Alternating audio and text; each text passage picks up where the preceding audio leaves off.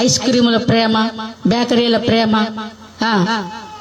మనిషికి మధ్యన ఉండేది బదులుగోరే ప్రేమ, వస్తువుల ప్రేమ, వాహనాల ప్రేమ, రంగుల ప్రేమ, డబ్బు ప్రేమ, అందం ప్రేమ, ఇదంతా ఉత్తదే. దీన్ని మడిసి చెత్తబొట్టలు వేయటం తప్ప దేనికి పనికిరాదు. కానీ దేవుని ప్రేమ, ఒక మనిషి కన్నీరు పెట్టాడంటే వెంటనే హుటాహుటిన ఆయన వారిని కాపాడటానికి వస్తాడు. హల్లెలూయా. అందుకనే భక్తులు పడతారు, నీలాంటి దేవుడు ఈ జగమున లేడయ్యానంటే ఎందుకు లేడంటే ఒక మనిషి కన్నీరు విడిస్తే ఆయన చూస్తాడు. హల్లెలూయా. ఎవరు చూసినా చూడకపోయినా హుటాహుటిన ఆయన మనసు ద్రవీభవిస్తుంది, ఆయన గుండె ద్రవీభవిస్తుంది, ఆయన తట్టుకోలేడు. హల్లెలూయా.